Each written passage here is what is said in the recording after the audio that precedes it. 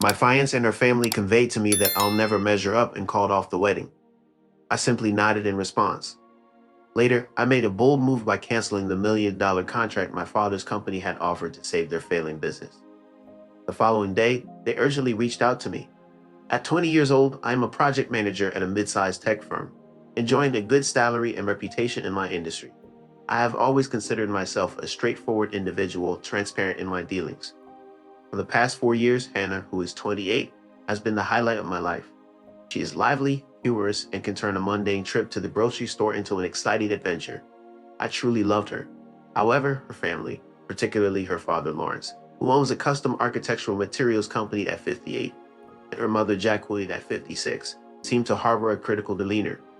While they were outwardly polite, there was always an underlying tension in their interactions. It seems like they are constantly evaluating my income in terms of their social status and finding it insufficient. About 8 months ago, I discovered from Hannah that Lawrence's business was on the verge of collapse due to poor investments and a lack of adaptability. Hannah was upset about this situation, and because I cared deeply for her, I wanted to assist. Knowing that my father oversees a highly successful property development corporation with a large upcoming project, I proposed a solution. I presented a business proposal to my father, highlighting that despite recent setbacks, Lawrence's company excelled in a specialized area. I suggested that my father's company could subcontract the finishing work for the lobby and executive suites to Lawrence's firm, providing a much-needed lifeline. Although my father is a savvy businessman who doesn't take unnecessary risks, he trusted my judgment and agreed to support the idea. After conducting thorough research, his team found that Lawrence's company posed a significant risk. Nonetheless, my father, believing in me and wanting to show his support, structured a contract with strict quality control gates and a termination for convenience clause were standard features in his business contracts. The termination for convenience clause allowed the client to cancel the contract at any time for any reason, with a predetermined penalty fee. This gives us an out if he can't deliver or for any other reason, he explained to me. The contract, worth just over $1 million, included a $75,000 penalty for termination. When I informed Hannah, she couldn't hold back her tears of relief. Lawrence shook my hand vigorously, expressing his gratitude. That was half a year ago. The contract proved to be a lifeline for them. Lawrence was able to rehire his staff, make initial deposits, and successfully complete the first 2 progress payments. For the first time, Hannah's family showed genuine appreciation towards me. Lawrence even started referring to me as son. The change was noticeable as their financial stability seemed to have garnered their affection. As Lawrence regained his confidence, his arrogance resurfaced. Once he started making comments about getting back on top where he belongs, Jacqueline began planning a wedding that was far more extravagant than what Hannah and I had discussed. The breaking point came last night. It wasn't a formal ambush, it was worse. It was a casual, spontaneous execution. We were at their house having a glass of wine. I brought up the wedding budget, mentioning that Jacqueline's latest plans were about double what Hannah and I could realistically afford. Jacqueline let out a small, condescending laugh. "Oh, Arthur, don't be so provincial. One must project success. It's an investment in our family's image. With all due respect, Jacqueline, it's our wedding and our finances," I said as gently as I could. Lawrence, who a few months ago was practically begging me for help, puffed out his chest. "Arthur, there's a certain way of doing this. You're a good manager, but you don't quite have the vision for what this family is becoming." Again, the air went still. "Vision?" I asked, looking at Hannah. Instead of delving into her motivations while continuing her job, she opted to resign abruptly without a concrete plan. Feeling that she couldn't contemplate her future while stuck in a toxic environment, she spent 2 months soul-searching, mostly through shopping and indulging in spa days. This introspection culminated in a major realization. She aspired to become a personal image consultant, citing her innate good taste and the fact that friends often sought her fashion advice. Supportive of her new ambition, I contributed $7,500 towards an exclusive certification program, in addition to approximately $15,000 for initial inventory, a website, photo shoots, and business cards. Her excitement was contagious, and I was delighted to witness her enthusiasm. However, after 6 months, her initial fervor waned. Managing demanding clients and navigating the challenges of running her own business proved more difficult than anticipated. She began taking days off to cope with the stress, and when I suggested establishing a schedule or formulating a marketing strategy, she reacted defensively, insisting that creative work doesn't thrive on routines like construction does, while I juggled responsibilities at job sites with clients and among employees. After graduating from university with a degree in business, Emily decided to pursue a career in marketing. She was eager to use her creativity and analytical skills to help businesses grow. Emily enjoyed learning about consumer behavior and finding innovative ways to reach target audiences. In her free time, she liked to read marketing logs and attend industry conferences. When she needed a break from work, Emily would often take a bath. It was her favorite way to relax and unwind. Descending her Instagram was a catalog of luxuries with no visible source of income. She lived off divorce settlements and knew how to maintain that style. It didn't take long for her to fill Sophia's head with phrases like "know your worth" and "men should provide." Valeria had an unofficial PhD in financial opportunism, with a specialization in leveraging legal agreements. She was Sophia's new life coach. Since they started spending more time together, everything changed. Weekends were now getaways to Las Vegas, wine tours in Napa, unlimited shopping sprees, all paid for by me. Sophia would return recounting anecdotes about men who bought them drinks in clubs or sent them bottles just for fun. But the spending wasn't the only concern. Sophia had started to adopt Valeria's way of thinking. She'd say things like, "Men need to understand that financially supporting their wife isn't an option. It's the minimum," or Valeria says a real man doesn't question what his wife spends. And suddenly, I realized there were some inconsistencies that caught my attention. She always turned her phone screen away while typing, and her Instagram was suddenly flooded with gym photos. She wasn't even trying to conceal it. Then she mentioned a new client named Jordan, a personal trainer with a large social media following, who supposedly needed help with image consulting for his fitness brand. Their sessions seemed to drag on longer than necessary, and she would return home late, reeking of a men's cologne that wasn't mine. I didn't want to jump to conclusions without evidence, but a sense of unease lingered, prompting me to stay vigilant. Balancing a heavy workload, I tried to keep my composure, but my partner Thomas noticed a shift in my behavior. "Are you okay? You seem distracted lately," he remarked, noticing errors in my work. I tried to dismiss his concerns, but he pressed on. Drawing from his cousin's experience of losing half his company due to an ex-demanding and troublesome partner, Thomas encouraged me to be alert. That's when I made the decision to meticulously document everything: dates, expenses, and behaviors. Jing's warning about an impending storm was accurate. Over the next 3 months, Sophia was physically present at home but emotionally distant. She was constantly attached to her phone, neglecting me and making decisions without my input. Our intimacy had diminished, citing reasons such as fatigue, stress, and other commitments. When I tried to initiate closeness one night, she dismissively laughed, mentioning an early meeting as an excuse before staying up late binge-watching series. Criticizing my clothing choices, friends, and decisions became a common occurrence. She suggested styling me and belittled my wardrobe choices with remarks like, "Those jeans are outdated." Despite her lavish spending on her business, she questioned my lack of business acumen, implying that hiring assistants would benefit me. Jordan's advice on delegation was frequently referenced by Sophia. It became clear to me where our relationship was heading, especially after two pivotal incidents confirmed my suspicions. One afternoon, during a discussion on construction budgets, Sophia remarked that hiring help reflected better business vision. These events led up to a crucial moment. One Thursday, when I unexpectedly arrived home early from a job site around 2 p.m., I stumbled upon Sophia and Valeria conversing in the kitchen over glasses of sparkling water. "Ensure you have a well-organized exit strategy and get your finances in order first," Valeria advised. My second husband attempted to conceal assets, but my attorney uncovered everything. They always seem to think they're one step ahead. As they noticed me, they lapsed into silence, with Sophia offering a forced smile.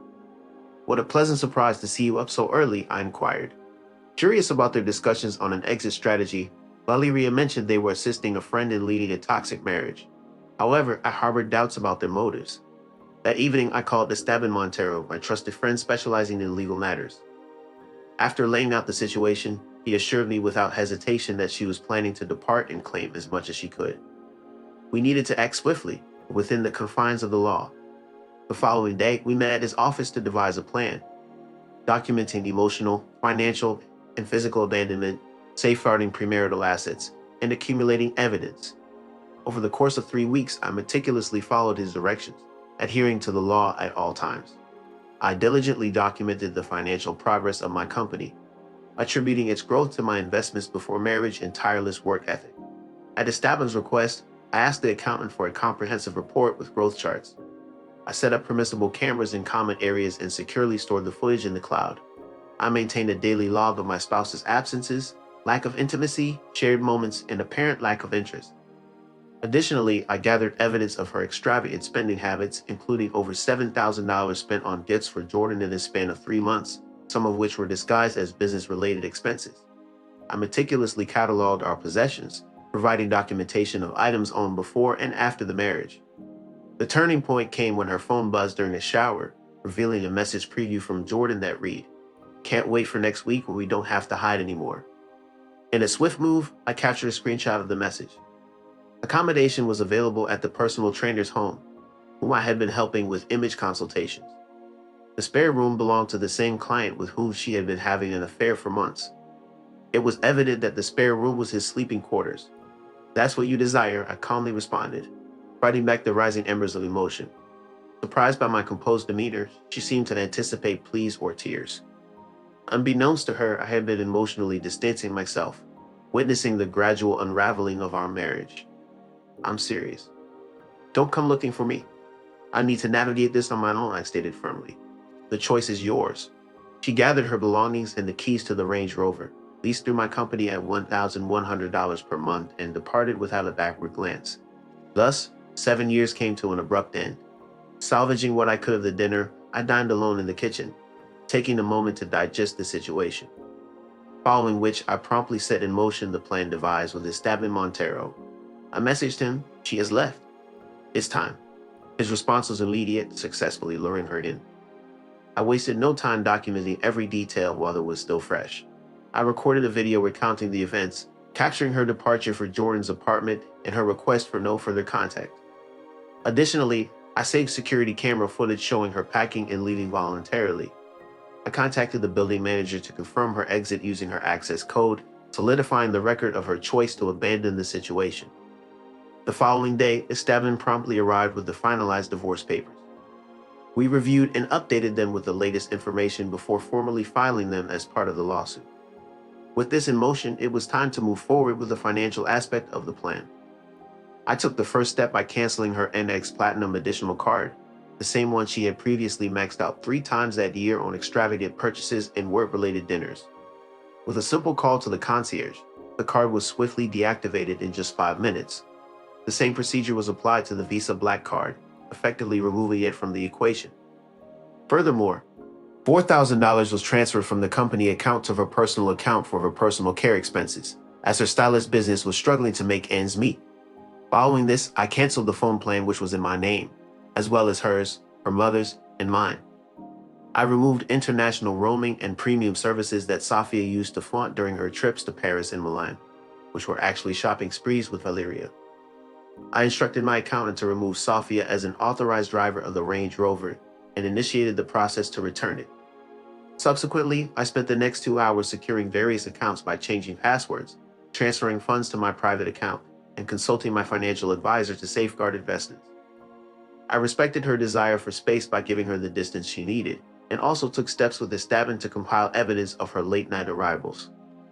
After gathering evidence of the progressive misuse and abandonment of joint money, both in physical and digital form, I advised Esteban to wait until the card stopped working and softly asked for money before reacting.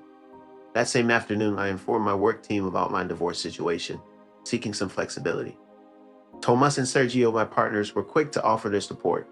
"Count on us, brother," Tomas reassured, with Sergio adding, "Just ensure the protection of the business. Our families rely on it." I assured them that everything was under control. That night, I slept more soundly than I had in months, feeling like a weight had been lifted. Over the next 3 days, I experienced a sense of peace. I met with our corporate lawyer, updated my will, changed the locks, packed Safia's belongings, and removed her personal items from the bathroom. After immersing myself in a marathon of Christopher Nolan movies, I ended up purchasing a whopping 100 products. Despite her initial reluctance, my friend finally watched Inception with me and found it more understandable than Safia's supposed loyalty. Instead of focusing on her, I decided to prioritize myself by hitting the gym before starting work, cooking meals at home, avoiding fast food. and making uninterrupted phone calls to my mother. This positive change didn't go unnoticed by my project manager, Leah, who complimented me on my transformation. However, everything took a turn on a Thursday night. Just after finishing a call with a client about their kitchen remodel, there was a loud knock on my door at 9:30 p.m. Glancing at the security camera, I saw that it was Safia, looking disheveled and without her usual Range Rover. It seemed like karma had caught up with her sooner than expected. Though I opened the door, I didn't invite her inside. She mentioned that her American Express card had been declined while out with Jordan and some clients, causing her great embarrassment. In response, I calmly informed her that all cards and transfers had been canceled. Led, why did you do that? You can't cut me off like this. That money is mine too, she protested, her voice breaking, reminding her that she had decided to leave and was no longer part of the household. I explained that she no longer had access to expenses. Tears welled up in her eyes as she argued, "You can't do this to me. We're married, half of it is mine. My lawyer is going to destroy you." I discreetly signaled the server, informing them that she had arrived. As soon as I mentioned that I had filed for divorce, her expression shifted from anger to fear. "What? Can't do that. I just needed time to think," she pleaded, attempting to rationalize her actions and downplay the situation with Jordan. Without giving her a chance to continue, I pulled out my phone and played a recorded conversation where she admitted her intentions to live with Jordan and cut off contact. I then presented the abandonment file and detailed records of the deterioration of our relationship. Before she could protest any further, the server handed her the divorce papers. It was at that moment she realized she was no longer in control. "You're going to regret this," she muttered under her breath as the realization sunk in. She calmly stated, setting aside the theatrics and adopting the chilly demeanor, "You owe me everything. Without my connections, you'd still be working at a garage." I watched through the camera as her composure unraveled. She lashed out by kicking the flower pot, injuring her foot, and then frantically tore open the divorce papers to review them.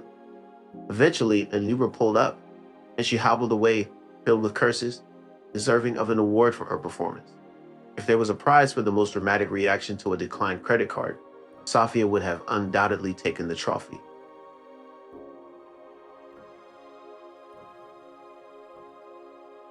As I fixed myself a drink, I reached out to Esteban Montero. With the papers served and the meltdown complete, his response was exactly what we needed. Now we brace ourselves for the impending retaliation. And he was right. The next week was a whirlwind of chaos. The calls began flooding into my office immediately. Leah, my project manager, fielded 6 calls from Safia on Monday alone, all insisting on speaking with Leah about an alleged urgent financial matter. Despite later changing her story to a family emergency, Maya finally approached me, looking uneasy. "Boss, your wife has been calling," she informed me. She mentioned something about. After her mother was hospitalized, I offered to take a message, but she hung up. I thanked her and requested to block Safia's number from the office line, clarifying that she was no longer my wife and her mother was fine. Soon after, unsolicited messengers, including mutual friends, started sending me messages with comments like, "Safia isn't doing well," or "It was cruel of you to file for divorce so quickly." I responded by informing them that Safia had abandoned our marriage to be with another man. Most of them backed off, leading to the immediate split of our social group. However, true friends like my lifelong buddy Ryan stood by me. During lunch, Ryan mentioned that he always felt something off about Safia, suggesting that she may have been putting on an act. Others, including couples we had traveled with, sided with Safia. One person, Trevor, even had the audacity to lecture me on saving the marriage despite having cheated on his girlfriend multiple times. Subsequently, a social media campaign was initiated by Safia with updates on her Instagram. As the conversation deteriorated quickly, Valeria threatened me with her powerful lawyer, Bradley. However, when I brought up my own legal team and mentioned Safia's affair with Jordan, Valeria fell silent. It appears she was unaware of the situation with Jordan. She quickly tried to explain that Jordan was really supporting Safia during a tough time and emphasized his gentlemanly behavior, contrasting it with her perception of me. I then clarified that Safia's belongings were already packed and available for pickup by appointment with a witness and an assigned inventory. Valeria expressed frustration, mentioning that Safia had attempted to retrieve essential items the previous day but found the locks changed. She had resorted to borrowing a sweater from Jordan, only to be caught on security cameras trying to use her old key on the doors. I pointed out to Valeria that attempting to force entry into a property she no longer had access to constituted trespassing, and all activities were recorded. It seemed clear that there were expectations for Sophia to exit the marriage but still benefit financially, a notion that I reminded Valeria was not legally defensible. A familiar scenario unfolded, with Sophia attempting to have her cake and eat it too, a behavior I have observed negatively impact many of my acquaintances. This time would be different though. A few days later, Sophia unexpectedly turned up at one of our construction sites. Upon receiving a call from Carlos, my foreman, informing me of her presence and her inquiries about the project budget and interactions with clients, I instructed him to discreetly remove her from the scene to avoid any disruption. On my arrival 20 minutes later, I saw her observing from the sidewalk while seated in a friend's car. Choosing to ignore her, I focused on the task at hand. Eventually, she left after an hour. That night, I received a threatening message from an unknown number warning me to watch myself as they could ruin my life. Without hesitation, I forwarded the message to Esteban Montero, and it was added to the ongoing documentation. The presence of such threats signified desperation on Sophia's part, which was a positive indicator. The following morning, I discovered negative reviews of my company on Google, presumably as a further attempt to cause harm. Through Yelp and Facebook, all from new accounts with no history, accusing us of overcharging, using deficient materials, and harassing female clients, Esteban had them removed in less than 24 hours after presenting evidence of targeted harassment. We also filed a police report for threats and defamation. The following week, she outed herself. Sophia's mother appeared in my office crying and begging me to fix things with her daughter. She's devastated, she told me, drying her eyes. She made a mistake, and you're punishing her for it. I had always respected her mother, but I wasn't going to let myself be manipulated. I responded calmly. Sophia went to live with another man. She asked me not to contact her. That's not a mistake, it's a decision. She was confused. She worked so much that she felt lonely, she insisted, completely ignoring the situation with Jordan. I calmly reminded her that Sophia had access to joint credit cards with a $50,000 limit, a $4,000 monthly allowance, and a luxury SUV, and she decided to leave. Was all of that drama really necessary for a trainer with a small studio? It seemed more like a case of a well-intentioned plan gone awry. The trainer abruptly left without further explanation, appearing genuinely swayed by Sophia's tale. However, I refused to let myself be swayed by emotional manipulation, even from a tearful mother-in-law. The ensuing months were like something out of a courtroom drama. I received a Venmo request from Sophia for $2,000 in emergency funds, which I declined due to her own request for no contact. Subsequently, a formal letter arrived from Bradley, Sophia's lawyer, demanding $12,000 monthly in temporary alimony along with continued use of the Range Rover. They denied any infidelity on her part and alleged that she had left due to my supposedly emotionally neglectful and controlling conduct. Esteban found humor in their tactics, stating confidently, "They're grasping at straws. They have no real leverage." His response was a straightforward offer: a one-time payment of $25,000 in exchange for her signing a comprehensive waiver and confidentiality agreement. In return, Bradley resorted to threats, prompting Esteban to counter with concrete evidence, including dated recordings retrieved from communication logs.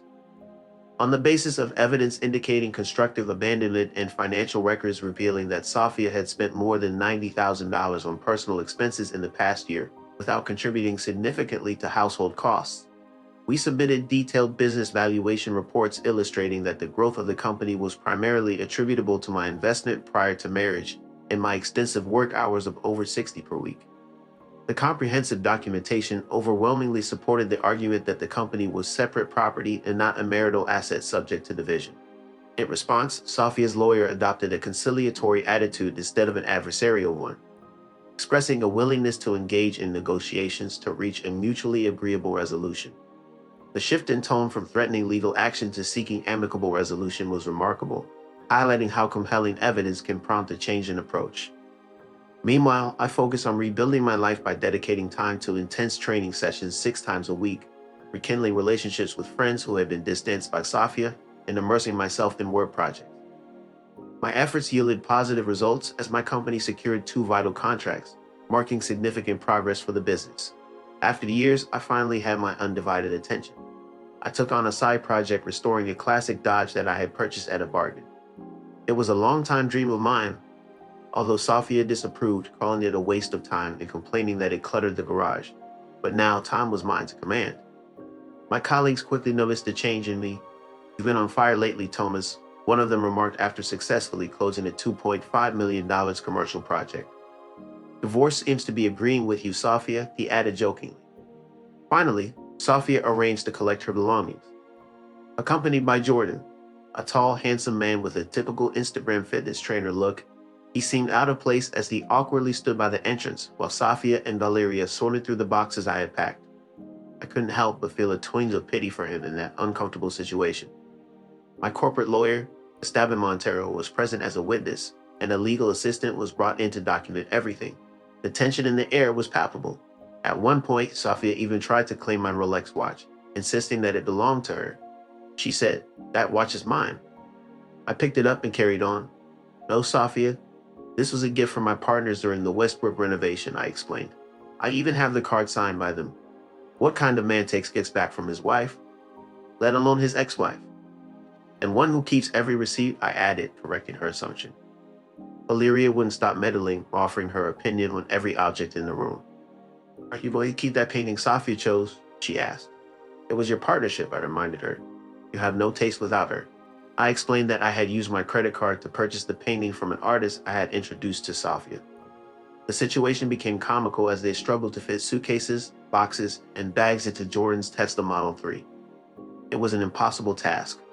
Jordan was sweating, Sophia was furious, and Valeria was only making things more complicated. It felt like a reverse version of a clown car. The consequences of their actions were evident as the Range Rover would come in handy today, I commented as they grappled with the limited space. Sophia shot me a murderous look in response. Eventually, they had to call an Uber XL to transport the items that didn't fit. As they finally departed, Esteban remarked, "You dodged a big one, my friend."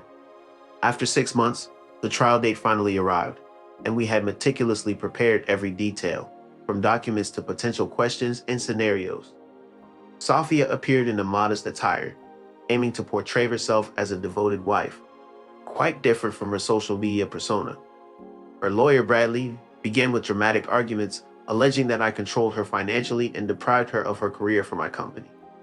He demanded half of the business's value, the house, in permanent alimony. However, Esteban, our defense attorney, presented a precise and devastating case. He showcased Sophia's social media posts during the time she was supposedly working with me. Images in Valeria at a Miami pool, captioned executive time. He revealed that the company was established 3 years before our meeting and emphasized that its growth was a result of my efforts, not her occasional client dinners. When Sophia claimed she had contributed to building the business, Esteban countered with her employment history at a PR firm. In those years, it was undeniable. The judge finally stated, "Mrs. Sophia, your claims regarding the company lack evidence. The documents clearly show it was a premarital venture where your involvement was minimal." The outcome was as expected. Sophia received a one-time payment that was only 5% of her request. I retained ownership of the company and the house without having to pay any alimony, thanks to the prenuptial agreement she had signed.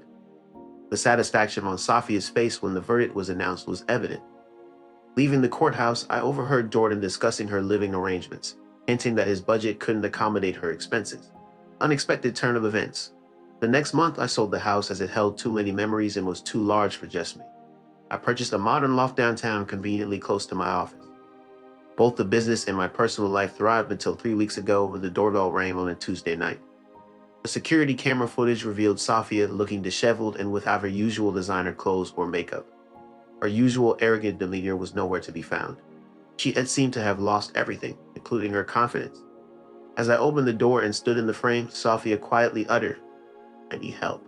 She went on to explain that she had broken up with Jordan, who had been taking advantage of her. A friend had offered her temporary shelter, but she would need to leave soon. With no money left after investing in Valeria's recommendations, excessive shopping, and maintaining a lifestyle she could no longer afford, Sophia had nowhere else to turn. Despite her attempt to reconcile, admitting her mistake and expressing regret for what she had lost, I calmly rejected any possibility of trying again. When she asked for a loan until she could stand on her own 2 feet, citing an upcoming Nordstrom interview, I observed her, recognizing the woman she had become. She had warned me that I would regret leaving her, demanded half of my company, and betrayed me with lies and deceit. Despite all this, she now needed a favor from me. "You sought freedom and independence," I reminded her. "You have them now. Best of luck with your interview." Closing the door, I heard her plea, "Are you truly going to leave me with nothing?" Pausing, I reopened the door slightly. "No, Sophia, you've left yourself with nothing. I am really respecting your choices." With that, I shut the door firmly, reflecting on the investment I had made in our relationship, the shared years, the distant good times, and the signs I ignored in my belief that dedication was enough. I finally realized that a relationship cannot thrive when only one person carries the burden. The true lesson, though, came later. I came to understand that it is not always about fighting or winning, but about gracefully letting go, establishing boundaries, rebuilding oneself from the ground up, and refusing to grant those who have wronged you power over your life. Once more, she made her choice and I made mine. While her decisions led her down a rocky path, I no longer feel responsible for rescuing her. My focus now is on moving forward without dwelling on the past, confident that I held my ground when it truly counted. Life has a way of sorting things out, and looking at where I am now, I can confidently say that closing that chapter was the right move. Thank you for taking the time to read this. If you find yourself in a tough situation, remember, someone who truly guides you wouldn't put you in that position. And if they do, you have every right to walk away and safeguard your peace.